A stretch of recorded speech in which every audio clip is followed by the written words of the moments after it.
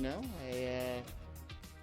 I tell you what, I wanted to go see the new Joker flick this weekend. Dude, I've been looking so forward to that. Are you gonna see it this weekend or what?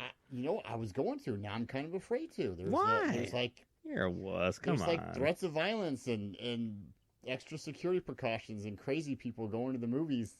Did you hear about this guy? I think it was in New York or somewhere where he was, or maybe it was L.A. I don't know. This guy was freaked out all the people there, and he was like cheering when the Joker every time the Joker. That's killed what someone. I was literally just gonna pull up that article. And he was like drunk, and I don't know, man. Apparently, it was kind of uncomfortable. Well, you got to figure the Joker. It had the biggest opening in October, the month of October history. Yeah. It was like, I think like 93 million domestically and like 234 million worldwide.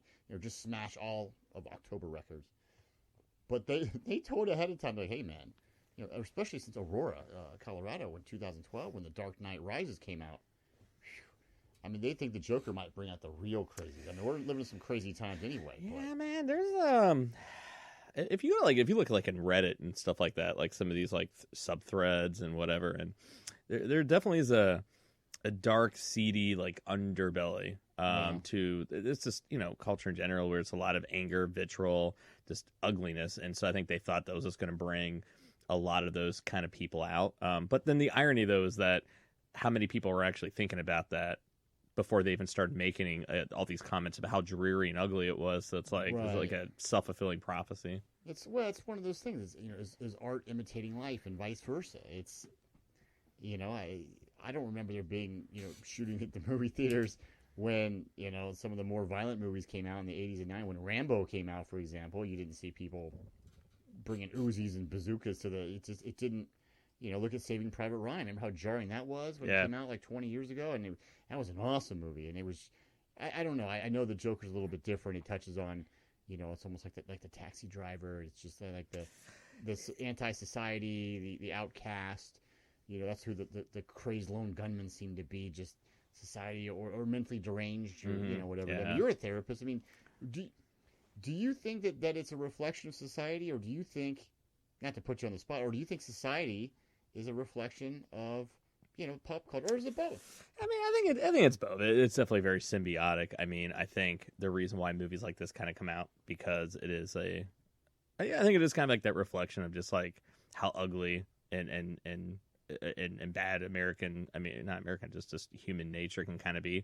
Mm-hmm. And so that sometimes movies can be almost like a mirror being held up to humans, and sometimes you got to like over exaggerate it to get people to kind of listen, and that's what I think it almost kind of is. But if you also really look at the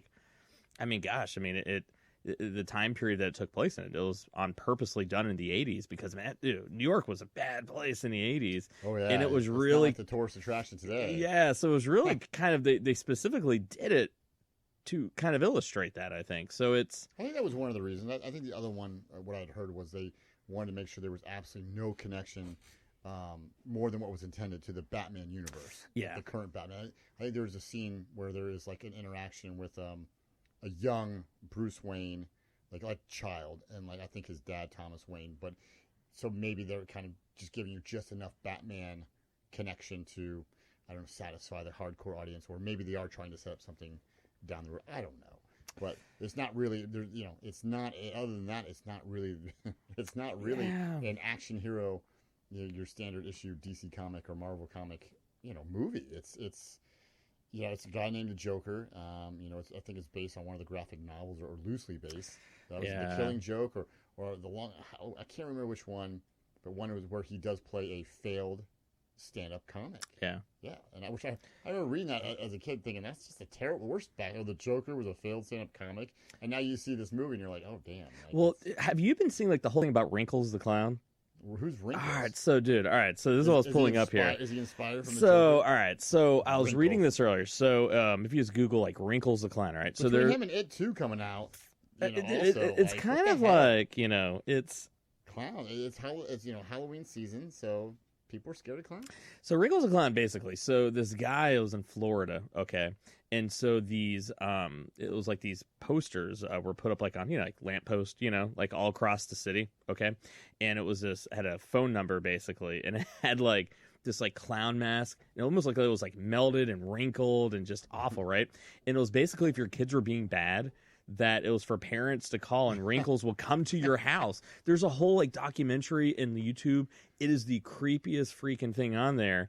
Yeah, dude, I'm telling you, it is creepy as all get out, man. So it's like, we will be bringing you Wrinkles the Clown phone number at the end of this podcast. yeah, I mean, dude, dude, so it's society, man. So what does he do? Commit a crime? Is he? No, it was literally like it was to teach kids a lesson. So if your kid, is this present day, yes, this was a punk ass little kid, right? Can we get him on the show? I don't know. I mean, what's his phone number? Well, I mean, not right now, but I will.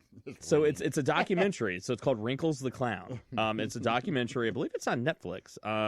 The trailer's on there. Here, look at the, like. Oh my god! Yeah, it's creepy as shit, man. So like, there's a whole documentary. There's like videos about it. It's like, I love it. It's so basically it was all about scaring misbehaving kids. If your kid was a punk ass little bitch, you call Wrinkles, and Wrinkles would be like they had this one video I saw in the trailer. Hey, he's cheaper than military school, dude. They had this one where it was like this little girl, like this kid. I don't know, she's probably like in high school, and she was like lying in bed. And they had like the nanny camera on, and then Wrinkles gets into the room, and he's just lying there next to her. Dude, it's creepy as shit. So like. Man, I don't know, man. Like the whole clowns and the whole backdrop. It's. Well, get back to what we were saying though about the Joker. I mean, do you think that the makers of the Warner Brothers have already come out and said, we obviously don't condone any violence, and yet we still support this movie. It's almost like they're having their cake and eating it too. Like they want to absolutely not condone any of the violence, and we do not. However, go see this really violent movie that could or could not impact society as a whole. I don't know if it's going to have that much of a reaching impact. You're going to always have that one or two crazy people. I think you place more after Aurora, Colorado, man. That's. See, I think that's really more. I think really of what bothers me is that we're in this place now in society where. Like they're doing like mass shooting drills at our schools for kids. When we're so worried about mass shootings that we're worried about a movie going in trigger, and it's kind of like, we got some bigger issues to worry about if we're worried a movie is going to trigger. There's been like ugly movies. There's been, dark movies that have been out and it doesn't cause it. It's like we're in this environment. It's kind of like being afraid of a fire starting when you're like in like gasoline vapors all around you. And it's kind of like, oh my God, is that the spark? What kind of spark is it? Should we like outlaw sparks? So it's like, how about we get rid of the gasoline vapors all around us so we don't have to worry about sparks setting it off? And that's what we're thinking about here. And it's just like, I think we're